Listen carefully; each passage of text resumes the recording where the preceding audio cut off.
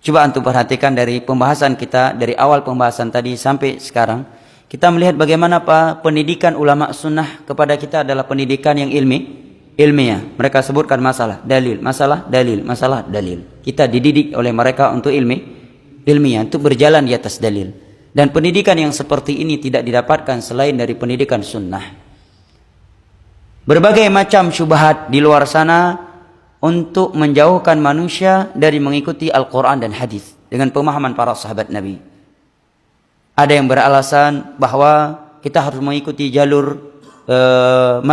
jalur-jalur tertentu, ya, bahwa ini kitab sudah disaring, sudah direvisi dan seterusnya, sehingga mengesankan seakan-akan tidak boleh langsung membaca kitab-kitab yang di sana disebutkan langsung dalil Al-Quran dan hadis. Padahal maksud kita wajib mengikuti Al-Quran dan hadis dengan pemahaman para sahabat Nabi adalah dengan membaca kitab-kitab para ulama. Ya.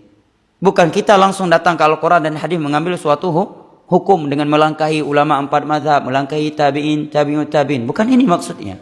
Tapi maksudnya siapa saja yang berbicara. Apakah para tabi'in, tabi'ut tabi'in, imam 4 mazhab. Kalau itu masalahnya agama, harus berdasarkan dalil Al-Quran dan hadis dengan pemahaman para sahabat Nabi SAW. Dan saya pernah diceritakan oleh seseorang, dia diceritakan langsung oleh orang yang bertemu dengan orang yang sudah dikristenisasikan dan disekolahkan oleh misionaris ke Vatikan. Dia sebelumnya muslim dari suatu tempat yang tidak bisa saya sebutkan nama tempatnya, ya. Yang sekarang dia menjadi misionaris.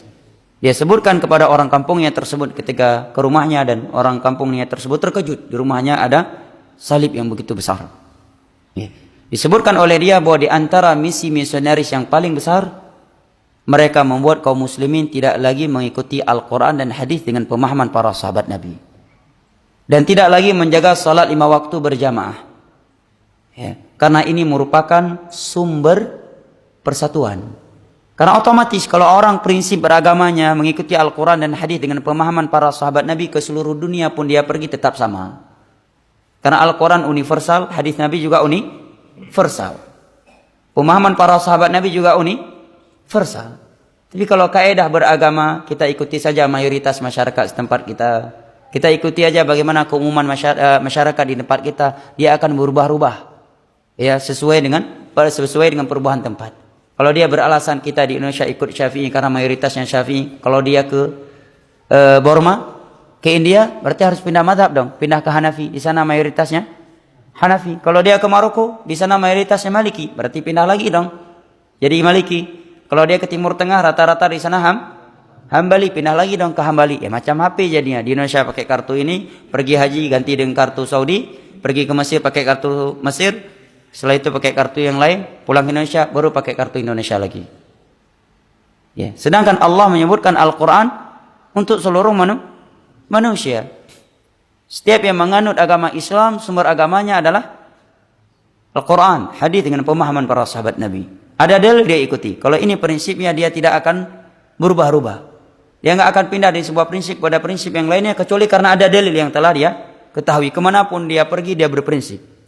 Dia ke Maroko, ada orang yang mengajak dia untuk melakukan sebuah ibadah. Dia lihat, ada dalil nggak dari Al-Quran dan hadis dengan pemahaman para sahabat Nabi? Ada contohnya enggak dari Nabi dan para sahabatnya? Enggak ada, mohon maaf, saya tidak melakukan. Berprinsip dia. Tapi kalau kaedahnya seperti di atas tadi, dia enggak akan berprinsip, berubah. Apalagi kaedahnya di mana bumi dipijak, disitulah langit dijunjung tinggi. Ini kaedah liberal. Karena kaedah yang benar adalah ittaqillah haitsuma kunta wa'bud rabbaka hatta ya'tiyakal yakin. Dimanapun kita berada dan kapanpun kita berada, kita adalah hamba Allah, kita adalah umat Islam. Dan referensi Islam kaum muslimin dalam beragama adalah Al-Quran dan hadis dengan pemahaman para sahabat Nabi SAW. Baik, ini sesuatu yang perlu kita perkuatkan kepada anak keturunan kita, ya, karena melihat banyaknya syubhat-syubhat yang luar biasa yang ingin memalingkan manusia dari Al-Quran dan As-Sunnah dengan pemahaman para sahabat Nabi SAW yang telah dibawa oleh para tabi'in, tabi'ut tabi'in, dan diterangkan oleh mereka ulama-ulama yang datang setelah mereka seperti 4 imam mazhab dan seterusnya.